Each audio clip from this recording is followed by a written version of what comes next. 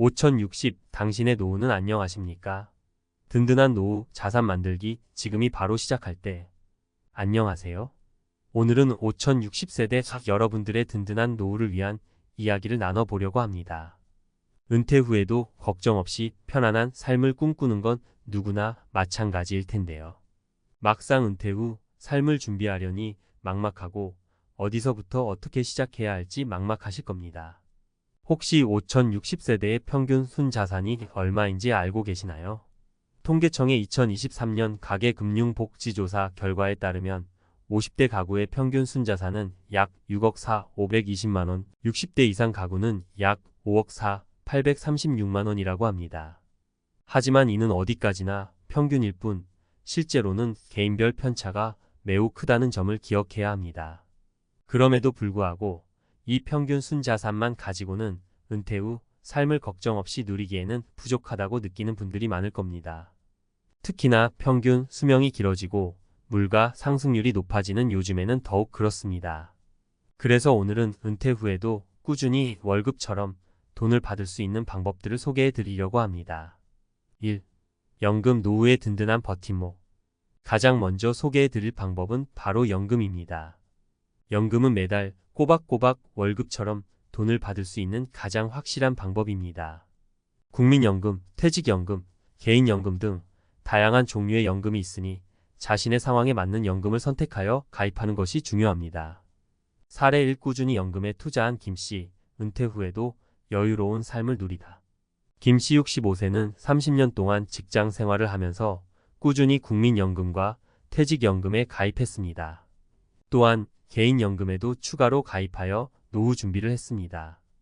은퇴 후에는 국민연금, 퇴직연금, 개인연금을 합쳐 매달 250만원 정도의 연금을 받고 있습니다. 김 씨는 연금 덕분에 은퇴 후에도 여유로운 삶을 즐기고 있습니다. 2. 부동산 투자, 안정적인 수익을 위한 현명한 선택.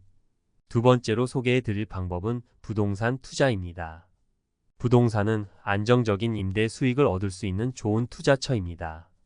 특히 상가나 오피스텔 등 수익형 부동산에 투자하면 매달 월세를 받을 수 있어 은퇴 후 생활비 마련에 큰 도움이 됩니다. 사례 2. 수익형 부동산 투자로 노후 걱정을 덜어낸 박씨.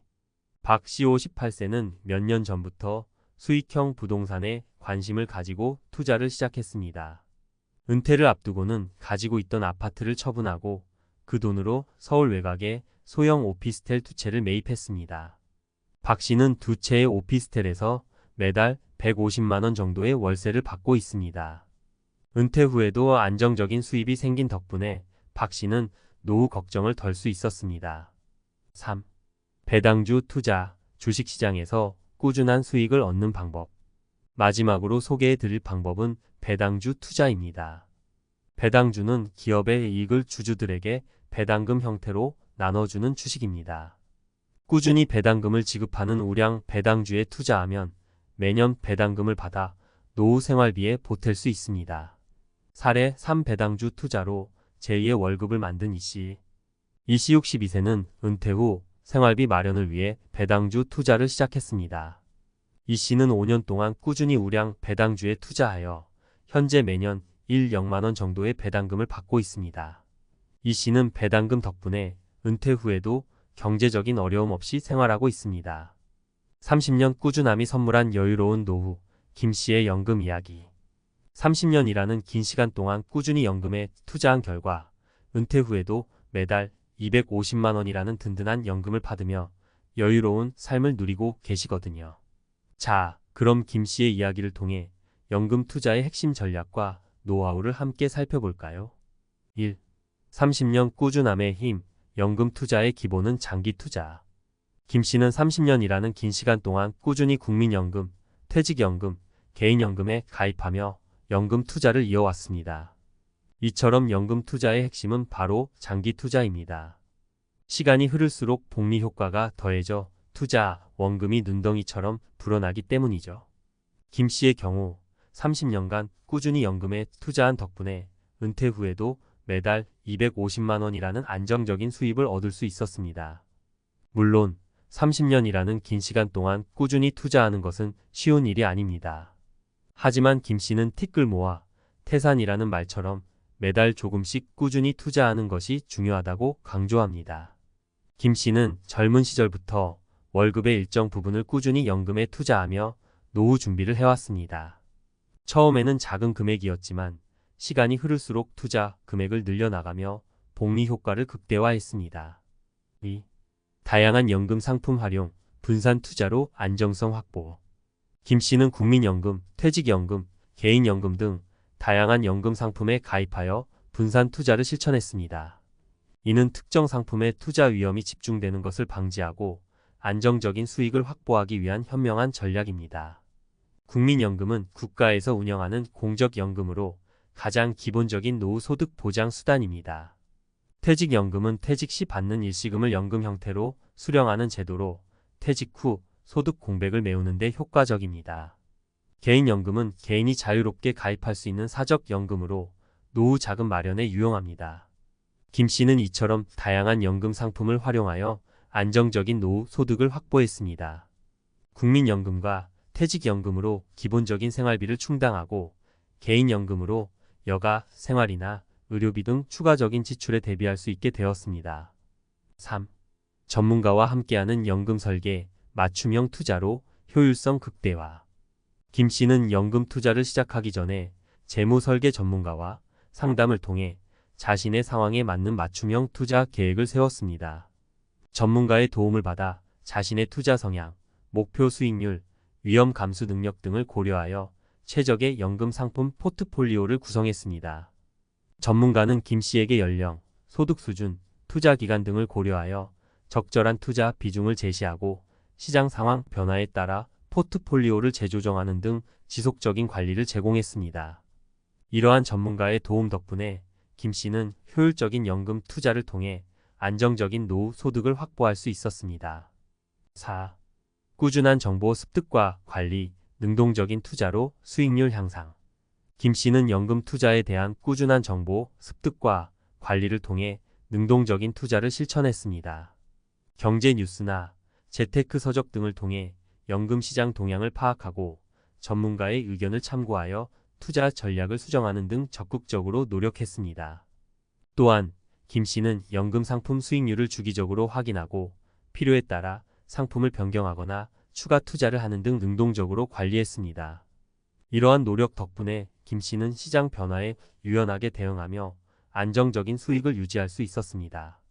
박 씨 아저씨의 현명한 선택, 수익형 부동산으로 노후 걱정 끝. 은퇴를 앞두고 과감하게 수익형 부동산에 투자하여 매달 150만 원이라는 쏠쏠한 월세 수입을 얻고 계시거든요. 자, 그럼 박 씨 아저씨의 투자 여정을 따라가며 수익형 부동산 투자의 장점과 주의할 점을 함께 살펴볼까요? 1. 막연한 노후 걱정, 수익형 부동산 투자로 해결. 박 씨 아저씨는 몇 년 전부터 은퇴 후 삶에 대한 걱정이 많았습니다. 국민연금만으로는 생활비를 충당하기 어려울 것 같았고 저금리 시대에 목돈을 굴린 마땅한 방법도 찾지 못했죠. 그러던 중 우연히 수익형 부동산 투자에 대한 정보를 접하게 되었습니다. 처음에는 부동산 투자에 대한 막연한 두려움이 있었습니다. 하지만 꼼꼼하게 정보를 수집하고 전문가의 조언을 구하면서 점차 자신감을 얻게 되었습니다. 박 씨 아저씨는 수익형 부동산은 매달 안정적인 임대 수익을 얻을 수 있다는 점이 가장 큰 매력이라며 은퇴 후에도 꾸준한 현금 흐름을 확보할 수 있다는 점이 노후 걱정을 덜어주는 가장 큰 이유라고 말합니다. 2. 과감한 결단, 아파트 처분하고 오피스텔 두 채 매입. 박 씨 아저씨는 은퇴를 앞두고 과감한 결단을 내렸습니다. 가지고 있던 아파트를 처분하고 그 돈으로 서울 외곽에 소형 오피스텔 두 채를 매입한 것입니다. 물론 처음에는 주변에 만류도 있었습니다. 하지만 박 씨 아저씨는 장기적인 관점에서 안정적인 임대 수익을 얻을 수 있는 투자처라고 확신했다며 자신의 선택을 믿었습니다. 결과는 성공적이었습니다. 박 씨 아저씨는 두 채의 오피스텔에서 매달 150만 원 정도의 월세를 받으며 안정적인 노후 자금을 확보했습니다. 월세 수입 덕분에 은퇴 후에도 경제적인 어려움 없이 생활하고 있다며 만족감을 드러냈습니다. 3. 수익형 부동산 투자, 꼼꼼한 분석과 신중한 접근이 필수. 물론 수익형 부동산 투자가 항상 성공적인 것은 아닙니다. 꼼꼼한 분석과 신중한 접근이 없다면 오히려 손실을 볼 수도 있습니다.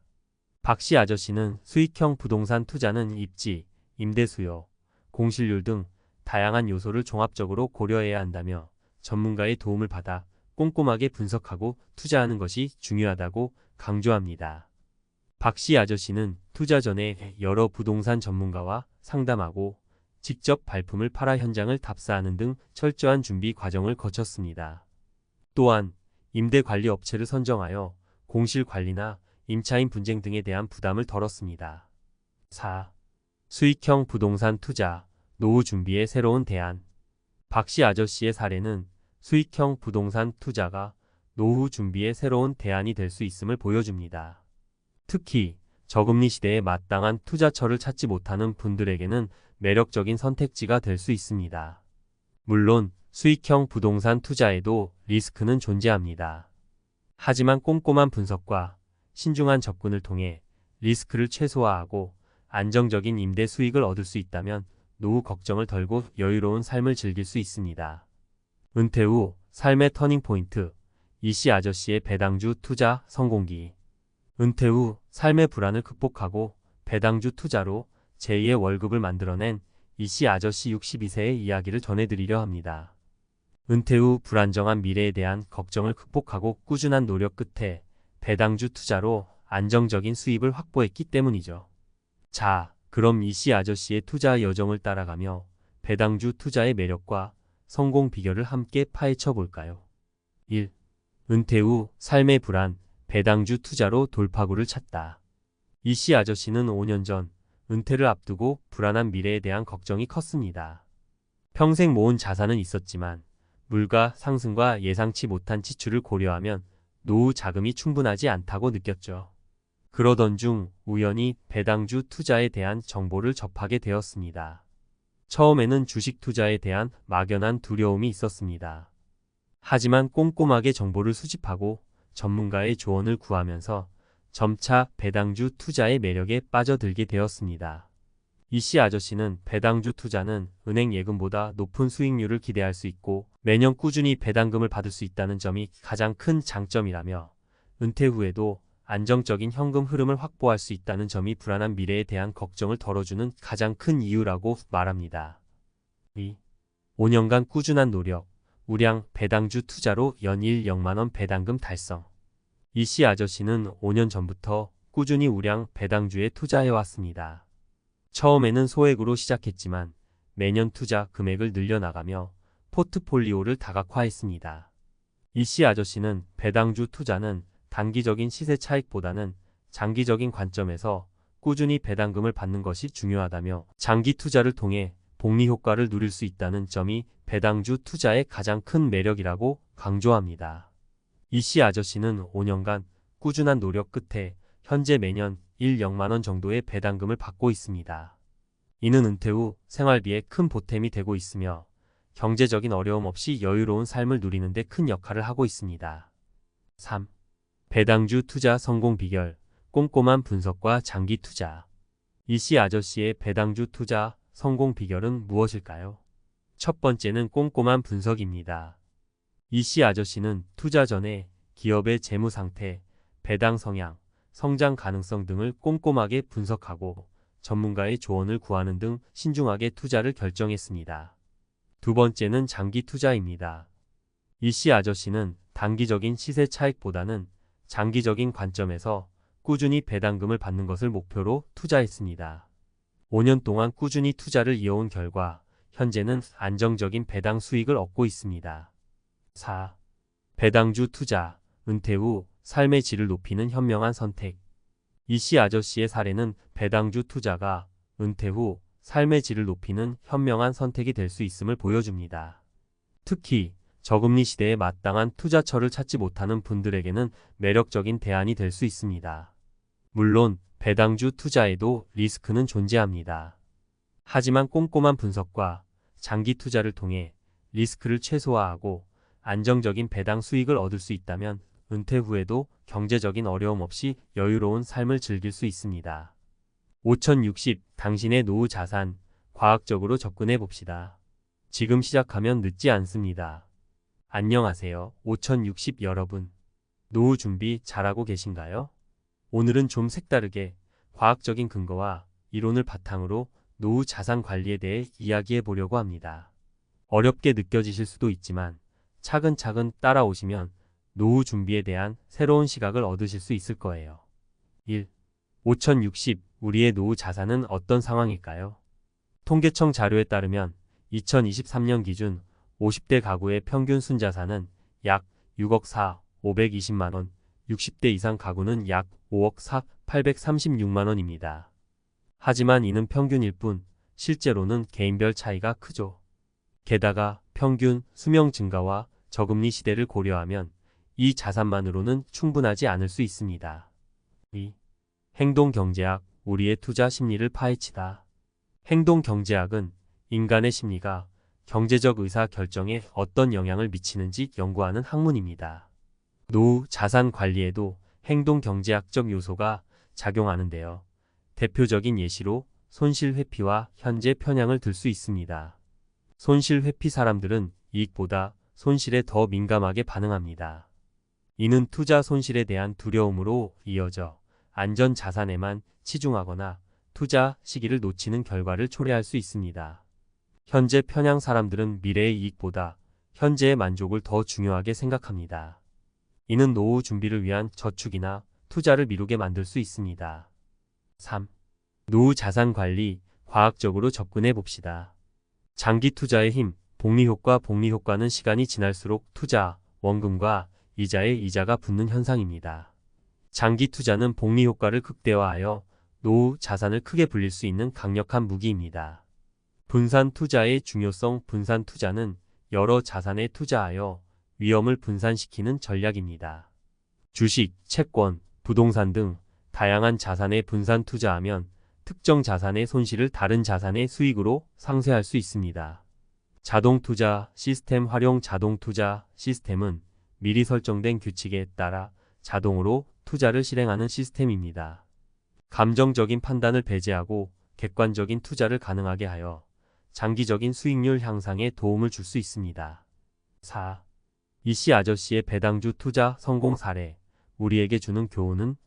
이씨 아저씨는 은퇴 후 배당주 투자를 통해 연일 0만 원의 배당금을 받고 있습니다. 이는 꾸준한 노력과 장기 투자의 결과입니다.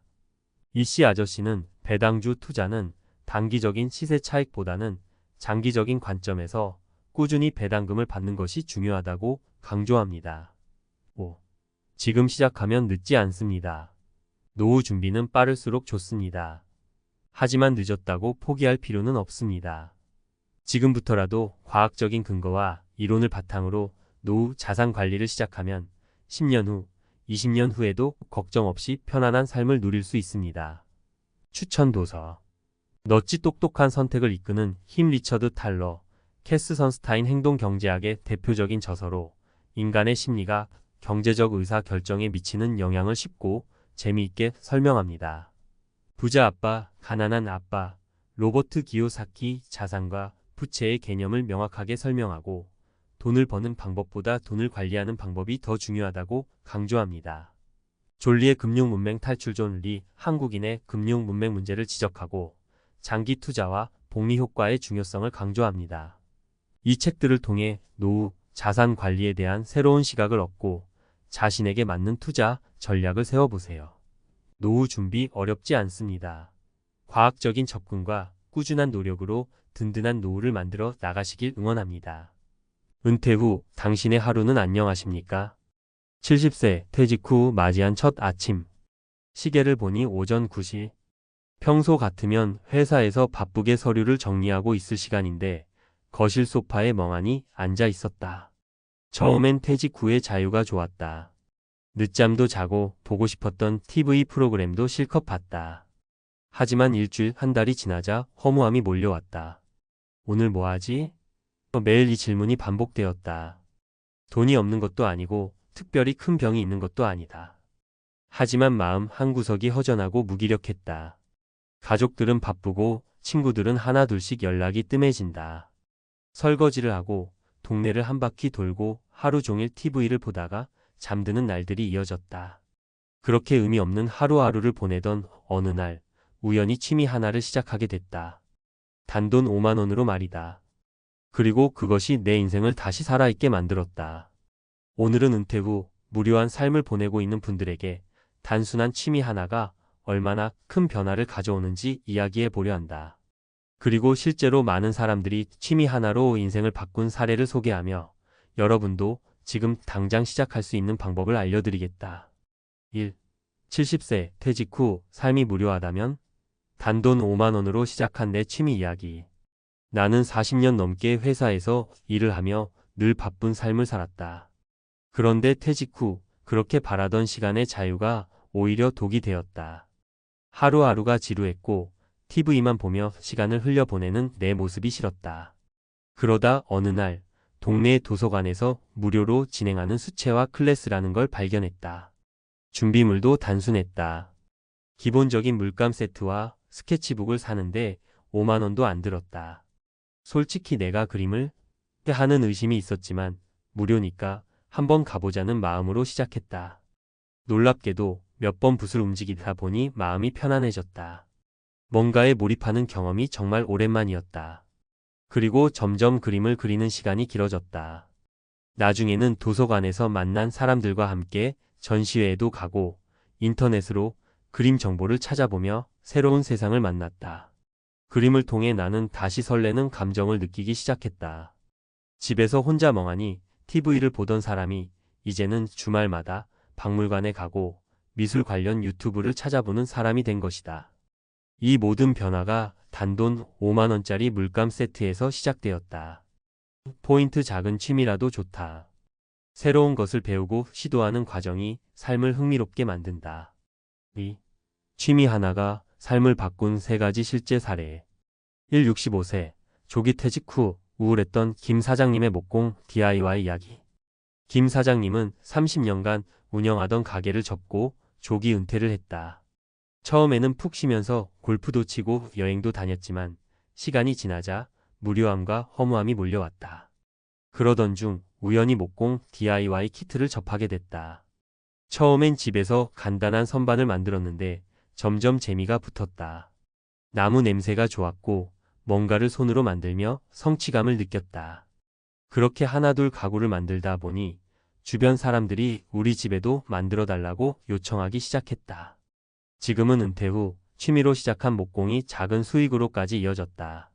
가만히 집에 있던 내가 다시 바빠졌다며 김 사장님은 웃었다. 포인트 손으로 만드는 취미는 성취감을 주고 때로는 경제적인 기회까지 만들어준다. 이 72세 아내와 사별 후 방황하던 박 할아버지의 반려식물 키우기. 박 할아버지는 70세에 사랑하는 아내를 떠나보냈다. 혼자 남겨진 그는 한동안 아무것도 할 의욕이 없었다. 밥도 제대로 챙겨 먹지 않고 TV만 보며 하루를 보냈다. 그러던 중 딸이 작은 화분 하나를 선물해줬다. 처음에는 그냥 물만 줬는데 점점 식물이 자라는 모습이 신기했다. 이후 다양한 식물을 키우기 시작하면서 하루의 루틴이 생겼다. 아침에 일어나 물을 주고 잎을 닦아주고 새로운 화분을 찾아보며 시간을 보냈다. 지금은 아파트 작은 베란다가 작은 정원이 되었다.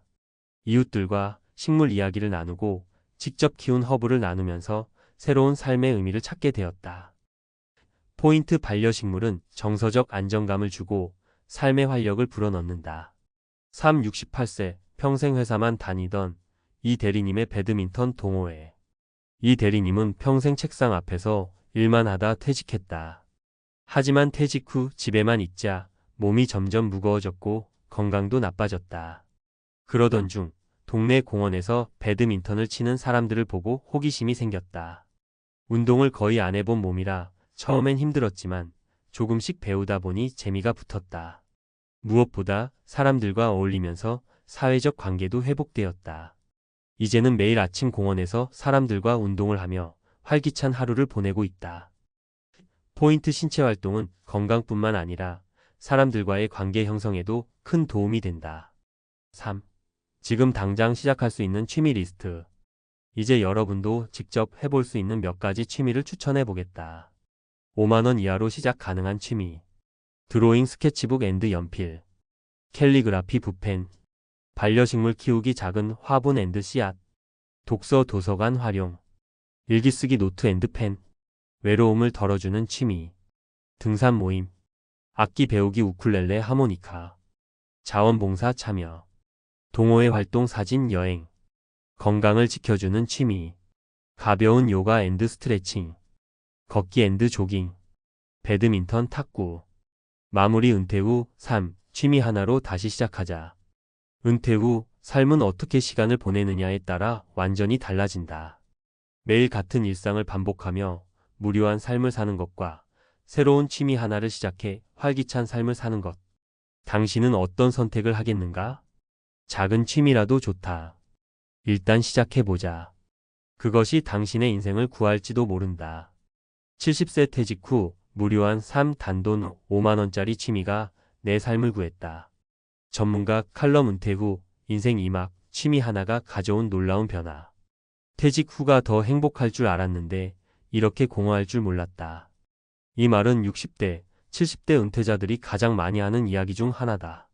직장에서는 해야 할 일이 명확했고 출근길에 지하철을 타거나 사무실에서 동료와 커피 한 잔을 하며 소소한 대화를 나누던 것이 일상의 일부였다. 그런데 퇴직 후 그런 모든 루틴이 사라지면서 갑자기 시간이 넘쳐난다.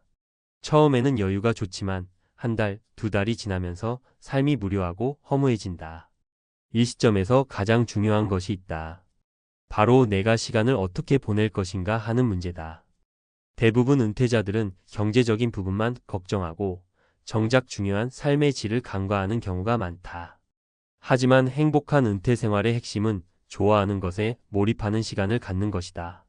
오늘은 은퇴 후 무료함을 느끼고 있는 분들에게 취미 하나가 얼마나 큰 변화를 가져오는지 전문가의 시선에서 깊이 있게 다뤄보겠다. 1. 은퇴 후 삶이 무료해지는 이유, 일이 사라졌기 때문이다. 퇴직 전 우리의 하루는 매우 분주했다. 업무를 처리하고 거래처와 연락하며 동료들과 협업하고 상사의 눈치를 보는 등 크고 작은 일들이 계속해서 벌어진다. 바쁜 하루를 보내며 우리는 늘 퇴직하면 자유롭게 쉬고 싶다는 꿈을 꾸곤 한다. 하지만 막상 퇴직 후 해야 할 일이 사라지면 오히려 공허감이 커진다. 왜 이런 현상이 발생할까? 심리학적으로 보면 인간의 뇌는 목적 있는 행동을 지속적으로 원한다. 신경과학자들이 연구한 바에 따르면 도파민 행동을 유발하는 신경전달 물질은 목표가 주어졌을 때 가장 활발하게 분비된다. 직장 생활 동안 우리는 업무 목표가 있었고 그것을 달성하는 과정에서 성취감을 느꼈다. 하지만 퇴직 후 목표가 사라지면 뇌는 자연스럽게 무기력함을 느끼게 된다. 결국 은퇴 후에도 작은 목표와 몰입할 수 있는 무언가가 필요하다. 그 역할을 하는 것이 바로 취미다. 2. 취미 하나가 가져오는 놀라운 심리적 변화. 취미를 가지면 단순히 무료함을 채우는 것뿐만 아니라 심리적, 신체적으로 긍정적인 영향을 미친다. 실제로 연구 결과에서도 은퇴 후 규칙적인 취미 생활을 하는 사람들은 그렇지 않은 사람들보다 우울증 발생률이 30% 낮다고 보고되었다. 왜 그럴까?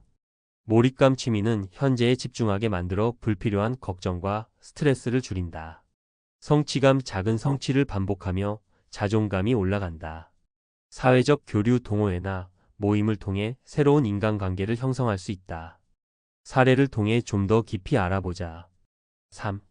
은퇴 후 취미 하나로 인생이 바뀐 3가지 사례. 1. 55세 퇴직 후 인생이 재미없었던 박 사장님의 사진 취미. 박 사장님은 55세에 회사를 퇴직했다. 사업을 해볼까도 생각했지만 특별히 하고 싶은 일이 없었다.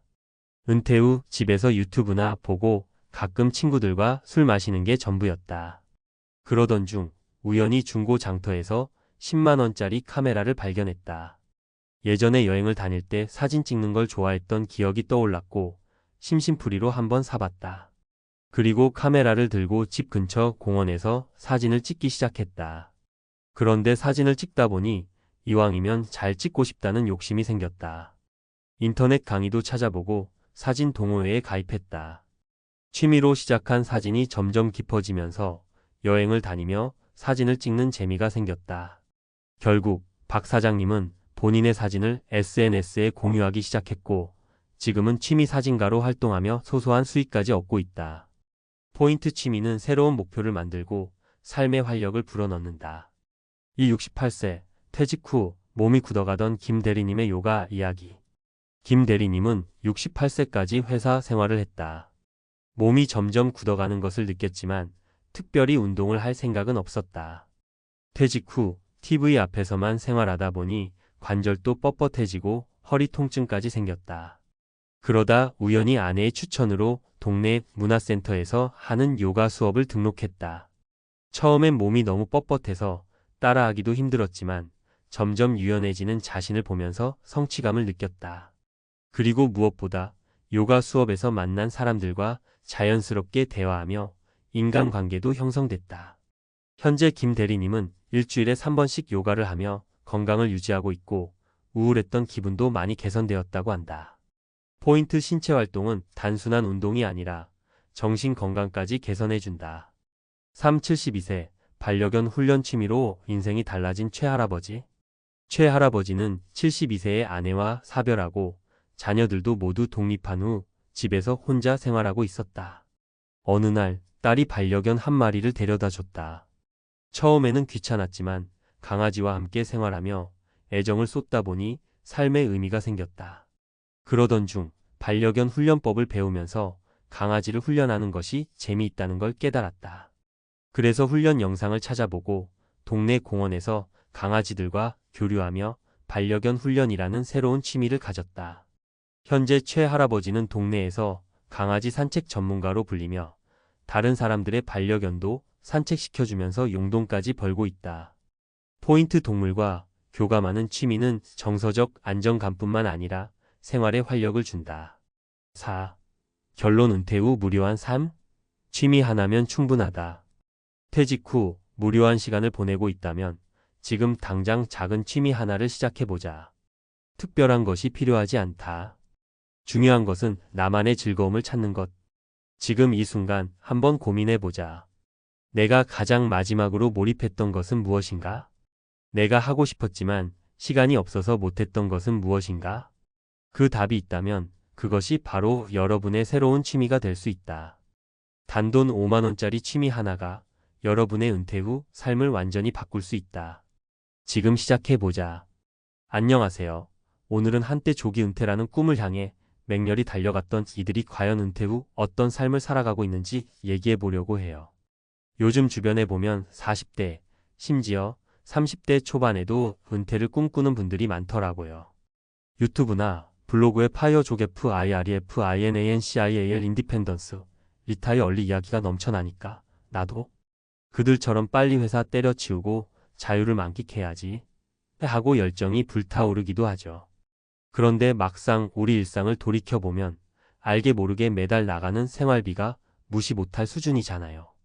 또 직장에 다니다 보면 나름의 루틴이 생겨서 사람들과 소통하는 즐거움도 있고 직장 생활이 피곤하면서도 한편으로는 스스로 나 아직 사회에 속해 있구나 하는 안정감도 얻고요. 그래서 간혹 그냥 퇴사하고 싶다가도 실제로는 쉽게 못 그만두게 되죠. 그런 와중에 혹여나 정말간 크게 40대의 조기 은퇴를 선언하고 실행까지 해버린다면 과연 그 이후의 삶은 어떤 모습일까요? 오늘은 그저 좋다, 나쁘다 식의 단순한 결론이 아니라 우리가 흔히 생각해 보지 못했던 현실적인 사례를 3가지 정도 들고 와서 이야기를 풀어볼까 해요. 사례 속에 담긴 이야기가 조금이나마 여러분의 미래 계획이나 고민에 도움이 되길 바랍니다. 1. 은퇴 후 어디서부터 시작해야 할지 몰라 방황한 김씨의 이야기. 먼저 김씨 47세 이야기를 해볼게요. 김씨는 42살에 회사를 그만뒀어요. 20대 후반부터 10년 넘게 치열하게 달려왔고 이미 연봉도 꽤 올랐지만 이렇게 계속 사는 건 너무 지친다라는 생각이 문득 들었다고 해요. 늘 아침 일찍 일어나서 출근, 퇴근 후엔 집에 오면 기진맥진 주말이면 피곤해서 잠만 잔다는 삶이 너무 반복적이었대요. 이렇게 살다간 내 청춘 다 쓰고 허무하겠다 싶어 잔고를 털어서 그래. 딱 40대 초중반에 은퇴하자 결심을 한 거죠. 그리고 실제로 퇴사했어요. 처음에는 세상을 다 얻은 것 같았다고 합니다. 평일 아침에 늦잠도 잘 수 있고 사람들로 붐비지 않는 시간에 카페에 가서 조용히 책도 읽고요. 근사한 여행도 갈 수 있고 잠깐은 자유를 만끽했죠. 문제는 6개월에서 1년 정도 지나니 뭐라도 해야겠다라는 생각이 들어도 딱히 손에 잡히는 게 없더랍니다. 왜냐하면 본인이 평소에 딱히 취미나 특기가 있었던 것도 아니고 자격증이 있는 것도 아니었거든요. 회사를 다닐 때는 업무가 그의 정체성이자 주 활동이었는데 이제 그게 싹 사라지니까 갑자기 내가 뭘 좋아했지? 라는 가장 기본적인 질문부터 막막해졌다는 거예요. 시간을 널널하게 쓰는 것 자체는 좋았지만 점점 우울감이 찾아왔고 더 이상 아무것도 안 하는 게 죄책감마저 들기 시작했어요. 결국 김 씨는 몇 년 만에 다시 취업 전선에 나섰어요. 하지만 이전만큼 고연봉을 주는 회사는 구하기 어렵고 나이도 있다 보니 예전처럼 의욕적으로 다가서는 것조차 쉽지 않았다고 합니다.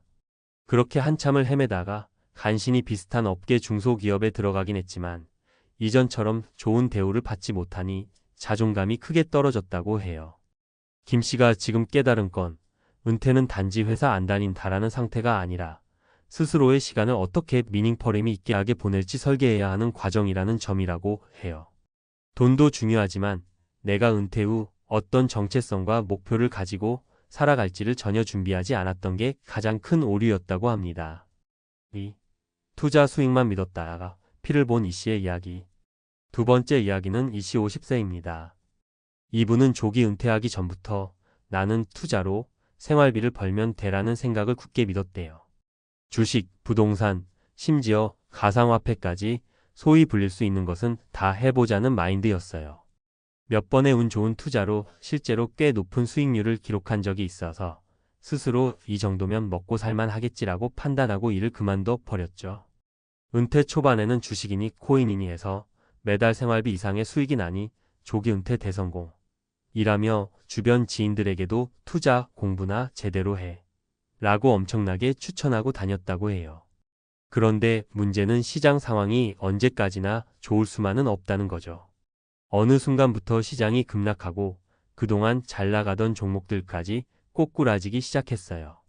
이 씨는 조만간 다시 오르겠지라고 믿었지만 몇 달이 지나도 사정이 나아지질 않았어요. 생활비를 위해 조금씩 파는 주식이나 코인도 가격이 떨어지니 팔면 팔수록 손해가 누적됐죠. 결국 대출까지 끼어있던 부동산 한 채를 헐값에 매각해야 했고 심지어 전에 꾸렸던 은퇴 후 커뮤니티를 만들겠다는 계획마저 파토가 났어요. 무엇보다 가장 큰 문제는 자신이 잘 나가던 시절 주변에 뿌렸던 나만의 투자 노하우가 사실상 운이 크게 작용했었다는 걸 뒤늦게 깨달았다는 겁니다. 이 씨가 지금 본인의 경험을 돌아보며 한 말이 투자는 장기적으로 안정적이어야 하고 은퇴 이후 생계를 전적으로 맡기기엔 변수가 너무 많다는 거예요. 그리고 설령 투자 수익이 있다고 해도 건강보험료나 세금, 각종 공과금, 예상치 못한 의료비 등 추가 지출이 계속 생기는데 그걸 투자로만 메우긴 쉽지 않다는 점이요. 아울러 심적으로도 상당히 불안정하다는 말을 덧붙였어요. 매일매일 주가 확인하고 손익 그래프에 연연하면서 살다 보니 자유로워지기 위해 시작한 은퇴가 결국 스트레스 투성이가 되었다고 하네요. 3. 가족과의 소통 문제에 봉착한 박 씨의 이야기. 마지막으로 박 씨 44세 이야기도 해볼게요. 박 씨는 직장에서 워낙 바쁜 생활을 하다 보니 아이들과 보낼 시간이 거의 없었대요. 은퇴를 결심한 가장 큰 이유도 그래, 이제는 가족과 더 많은 시간을 보내야지라는 거였죠. 그래서 40대 초반에 조금은 무리를 해서라도 목돈을 모은 뒤에 가족과 함께 여유롭고 즐겁게 살리라 마음먹었어요. 처음에는 가족들도 환영했겠죠. 아빠가 드디어 우리랑 시간을 보내는구나 하고요. 그런데 몇 달이 지나고 나니 아내는 아내대로 하루 종일 집에 있는 남편이 익숙지 않았고 자녀들도 사춘기를 겪으면서 각자 스케줄과 관심사가 달라지다 보니 박 씨가 생각한 가족 화목이라는 게 실상은 말처럼 쉽지 않았던 거예요. 본인은 회사를 그만뒀으니 가족과 여행 다니고 매일 놀러 다니자고 생각했는데 막상 가족들은 자기 학교, 학원, 친구 모임, 아내는 아내대로 본인 생활 패턴이 확고히 있었죠. 그러니 박 씨가 다 같이 여기 가자, 저기 가자 해도 오늘 약속 있어, 숙제해야 돼 하면서 가족들도 살짝 귀찮아하는 기색이 보였다는 겁니다. 가장 심각했던 건 박 씨 본인이 회사 생활을 할 때는 인식하지 못했던 가족 내 관계의 미묘한 균열이 점점 드러났다는 점이에요. 일에 빠져 살다 보니 가족들이 필요로 하는 소통이나 정서적 지지에 정작 제대로 참여하지 못했던 거죠. 그런데 막상 은퇴 후 하루 종일 붙어 있자니 서로 대화를 잘해본 적도 없어 어색하고 사소한 생활 습관 차이로 충돌이 잦아졌대요. 결국 박 씨는 지금 가족 관계 상담까지 받을 정도가 되었어요. 가족과 함께 보내고 싶어서 은퇴했는데 오히려 가족과의 갈등이 심화되니 너무 괴롭다라는 거예요. 요즘은 회사 다닐 때 적어도 내가 가정의 경제를 책임진다는 자신감이라도 있었지, 지금은 경제적 부담감도 있고 가족 사이에서 설 자리가 없는 기분이다 라고 토로합니다. 함께 생각해 볼 점. 이렇게 3가지 사례를 말씀드렸어요. 사실 조기 은퇴가 무조건 나쁘다라는 얘기를 하려고 한 건 아니에요. 물론 은퇴 후 경제적으로나 심리적으로 안정적인 삶을 영위하는 분들도 계시죠. 하지만 실제로 우리가 사례를 살펴보면 조기 은퇴에 대한 환상을 품고 무작정 뛰어들 경우 겪게 되는 현실적 문제들이 분명 존재한다는 걸 알 수 있어요. 돈만 충분하면 될 거라고 생각하기 쉽지만 실제로는 예상치 못한 지출이 계속 생기기도 하고 원래 벌이보다 훨씬 적은 수익으로 생활해야 하는 상황이 생길 수 있어요. 시간이 많아졌다고 해서 저절로 행복이 오는 건 아니고 오히려 내가 지금 뭘 해야 하지? 라는 공허감이나 목적 상실감에 빠질 수 있어요. 가장 중요한 관계 가족, 친구, 지인 등을 어떻게 유지하고 발전시킬지 미리 고민하지 않으면 회사 생활 스트레스 대신 가정 갈등이나 사회적 고립감이라는 더 큰 난관에 맞닥뜨릴 수 있다는 거죠. 즉, 은퇴 후 나만의 정체성이나 삶의 목표가 확실히 있어야 하고 재정적 기반을 마련하는 것도 중요하지만 그 모든 걸 실제로 실행하고 유지할 구체적 시나리오와 예비 계획이 필수적이에요. 사고방식의 문제이기도 하고 은퇴를 한다면 새롭게 주어지는 24시간을 어떻게 구성하고 활용할지에 대한 콘텐츠 활동, 취미, 직업, 봉사, 학습 등가 꼭 필요하다는 이야기예요. 마무리하며 결론적으로 말씀드리면 40대에 조기 은퇴 선언하고 5년 후 충격적인 현재라는 말은 절대 과장이 아닐 수 있습니다. 김 씨처럼 정체성 문제를 겪기도 하고 이 씨처럼 투자, 수익만 믿었다가 크게 휘청일 수도 있으며 박 씨처럼 가족과의 시간을 꿈꿨다가 오히려 관계가 어려워질 수도 있어요. 하지만 이를 통해 전하고 싶은 메시지는 결국 준비되지 않은 은퇴는 또 다른 스트레스를 부른다는 거예요. 조기 은퇴 자체가 나쁘다는 게 아니라 너무 섣불리 일하지 않는 자유만을 꿈꾸며 실행해서는 안 된다는 거죠. 은퇴한다면 단지 월급 없이 사는 방식을 고민하는 것을 넘어 내일을 어떻게 살아갈지 설계하는 과정이 훨씬 중요해요. 이 얘기 마치 어려운 이론처럼 들릴 수도 있겠지만 실제로는 아주 간단해요. 예컨대 내가 정말 평생 빠져들 수 있는 취미나 활동이 있는지, 그 취미를 유지하는 데 비용은 얼마나 드는지, 현재 배우자가 있거나 자녀가 있다면 그들과의 관계를 어떻게 함께 행복하게 만들지, 그리고 혹여나 예상치 못한 변수가 생겼을 때 질병, 가정 문제, 경제적 침체 등 어떤 대안을 마련할지 등등 이런 것들을 천천히 고민하면서 미리 생각해 봐야 한다는 겁니다. 노동과 사회생활이라는 게 사실 우리에게 단순히 돈벌이 이상의 의미를 지니잖아요. 인생에서 가장 많은 시간을 할애하는 일이기도 하고 그 과정을 통해 자아 실현을 하기도 하고 다양한 사람을 만나 삶의 재미를 찾기도 하는 거죠. 그러니 은퇴라는 단어가 주는 낭만만 보지 마시고 그 이면에 깔린 현실과 고민들을 충분히 살펴보시길 권해드립니다. 오늘의 이야기가 조기 은퇴를 고민하는 분들에게 조금이라도 진솔한 참고 자료가 되었으면 좋겠네요. 은퇴 자유라고 단순하게만 생각하기보다는 내게 정말 필요한 자유가 무엇이고 그걸 제대로 누리려면 어떤 단계가 필요한지 차근차근 따져보시길 바라면서 마무리하겠습니다. 감사합니다. 퇴직하면 좀 편해질 줄 알았어요. 근데 이상하게 하루하루가 더 공허해졌어요. 그가 처음 그렇게 말했을 때 나도 모르게 한숨이 나왔다. 인생의 30년을 한 직장에 바치고 누구보다 성실하게 살아온 사람. 남들이 보기엔 성공한 은퇴자였지만 그 속은 생각보다 많이 흔들리고 있었다. 퇴직금 3억, 연금 매달 250만 원. 겉으로 보면 부족할 것 하나 없어 보인다. 그런데 왜 매일 똑같은 시간에 같은 카페에 앉아 5,000원짜리 커피 한 잔으로 시간을 죽이고 있을까? 이 이야기는 단순한 한 사람의 문제가 아니다. 요즘 우리가 너무 자주 마주하게 되는 은퇴 후의 공허함에 대한 이야기다. 돈은 있는데 할 게 없어졌어요. 김용수 가명 씨는 35년 가까이 공기업에서 일했다. 팀장, 부장, 그리고 마지막엔 임원 직책까지 올랐다.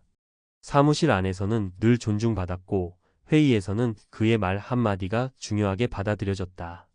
하지만 퇴직하고 딱 3개월쯤 지나고 나니 그 모든 것들이 순식간에 사라졌다. 아침에 일어나면 갈 데가 없어요. 누가 저한테 연락할 일도 없고요. 그게 이렇게 사람을 무기력하게 만들 줄은 몰랐죠. 그는 은퇴 전까진 커피 한 잔에 5,000원은 낭비라고 생각했다. 그런데 요즘은 그 커피 한 잔이 그나마 사람 속에 있다는 느낌을 주는 유일한 위안이라고 한다. 동네 카페에서 하루에 3시간쯤을 보내며 사람들 오가는 걸 바라보는 게 일상이 됐다. 이건 단지 김씨 한 사람의 이야기가 아니다. 많은 은퇴자들이 돈보다 중요한 건 은퇴 후의 시간과 의미를 채우는 일이라는 걸 뒤늦게 깨닫고 있다. 나도 저렇게 살게 될까봐 무섭더라고요. 이정숙 가명 씨는 올해 58세다.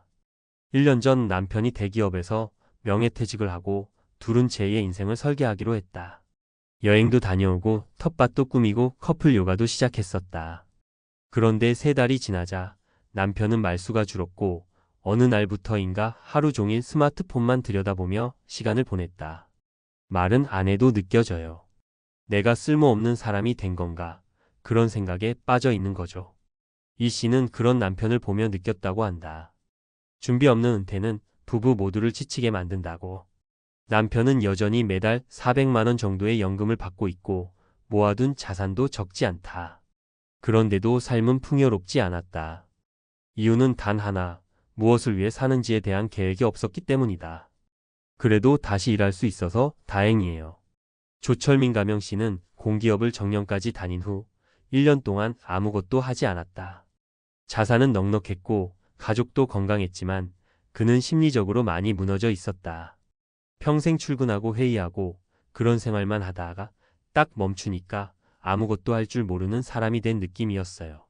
그러다 우연히 마을 도서관에서 자원봉사를 시작하게 됐고 그걸 계기로 지역 중학교에서 진로 멘토링도 맡게 됐다. 처음엔 하루에 2~3시간 정도만 시간을 내던 활동이었는데 지금은 일주일에 3번 강의도 하며 꽤 바쁘게 지낸다.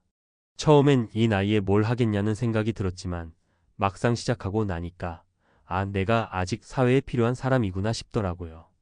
그가 가장 많이 달라진 점으로 꼽은 건 표정이다. 퇴직 2년차에 찍힌 사진을 보면 본인도 깜짝 놀란다. 지금은 하루하루가 다르게 느껴진다고 했다. 비결은 단 하나. 돈을 벌든 아니든 내가 이 사회에 쓸모 있는 사람이라는 감각을 놓지 않는 것이었다. 우리는 모두 은퇴 후를 맞이한다. 은퇴는 누구에게나 언젠가는 찾아온다. 직장과 역할, 소속감을 한꺼번에 잃고 나면 남는 건 시간이다. 그런데 준비 없이 맞이한 그 시간은 오히려 사람을 갉아먹는다. 그게 바로 지금 수많은 은퇴자들이 겪고 있는 공통된 현실이다. 전문가들은 말한다. 은퇴 후 삶은 돈이 아니라 의미로 설계해야 한다고. 여유, 자산보다 중요한 건 그 시간 동안 무엇을 하고 싶은지에 대한 방향 설정이다. 물론 돈도 중요하다. 하지만 돈만 있다고 마음이 채워지는 건 아니다. 정기적인 루틴, 관계, 활동, 배우고 싶은 것들 이런 것들이 하나씩 엮이면서 은퇴 후의 삶이 만들어진다. 그래서 지금 뭘 준비해야 할까? 첫째, 은퇴 후의 시간표를 미리 짜보자. 출근이 없어진다고 하루가 길어지지 않는다. 오히려 더 멍해지고 무기력해질 수 있다. 그래서 아침 몇 시에 일어나서 뭘 할 건지, 어떤 루틴을 만들지 구체적으로 시뮬레이션 해보는 게 좋다. 둘째, 나만의 역할을 다시 만들어야 한다. 돈을 벌지 않아도 좋다. 동네 아이들한테 그림을 가르치거나 유기동물 보호소에 가거나 동호회 활동을 해도 된다. 단, 누군가에게 도움이 된다는 감각이 반드시 있어야 한다. 셋째, 배우는 걸 멈추지 말자. 60대는 결코 늦은 나이가 아니다. 요즘엔 온라인 강의도 많고 평생교육원이나 구청 프로그램도 풍성하다. 내 삶에 작은 활력을 줄 수 있는 공부를 찾아보는 것도 좋은 방법이다. 다시 돌아가서 커피 한 잔의 의미. 그 5,000원짜리 커피는 단순한 음료가 아니다. 누군가에겐 하루의 이유이고 또 누군가에겐 혼자가 아니라는 감각이다. 우리는 그런 사소한 것에서부터 삶의 무게를 덜어내고 싶어 한다. 당신은 은퇴 후 어떤 커피를 마시고 싶나요? 매일이 공허해서 억지로 마시는 커피인지 아니면 오롯이 나를 위한 여유의 한 모금인지. 그 차이는 지금부터의 준비에 달려 있다. 지금부터라도 늦지 않았다. 당신의 은퇴, 돈보다 더 중요한 삶의 이유부터 만들어 보자. 은퇴 후 삶, 돈만으로는 부족하다. 전문가가 말하는 진짜 준비법. 은퇴를 앞둔 분들이 가장 먼저 걱정하는 게 재정 문제입니다. 당연하죠. 월급이 끊기고 연금과 저축으로만 살아야 하니까요. 하지만 금융 전문가들과 은퇴 상담가들은 공통적으로 말합니다. 돈 관리도 중요하지만 그보다 더 중요한 건 삶의 구조를 만드는 것이라고요. 퇴직금 3억, 매달 연금 200만 원 이상 받는 분들도 내가 누구인지, 무엇을 하며 살아야 할지를 모르면서 막상 퇴직하면 큰 공허함에 빠질 수밖에 없다고 경고합니다. 1. 재정계획 최소 20년, 은퇴 생활비 시뮬레이션부터 시작하자. 은퇴 준비를 할 때 가장 먼저 해야 할 일은 내가 앞으로 쓸 돈을 정확히 계산하는 거예요. 예를 들어 만약 60세에 은퇴하고 80세까지 산다고 가정해 봅시다.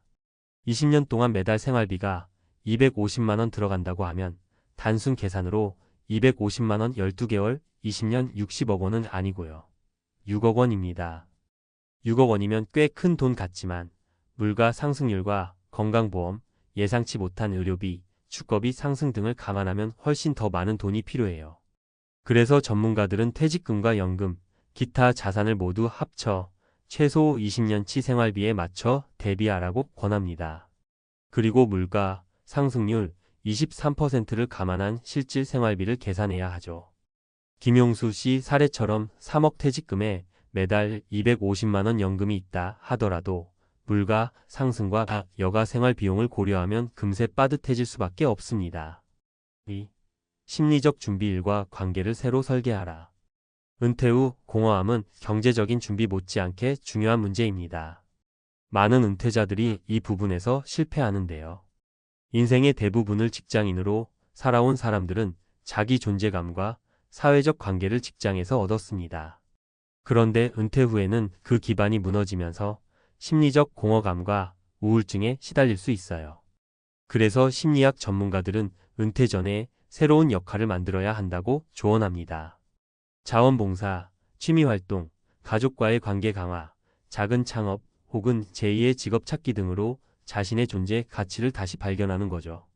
조철민 씨가 지역 도서관에서 멘토링을 시작한 사례처럼 작게라도 사회에 기여할 수 있는 활동을 찾는 게 중요합니다.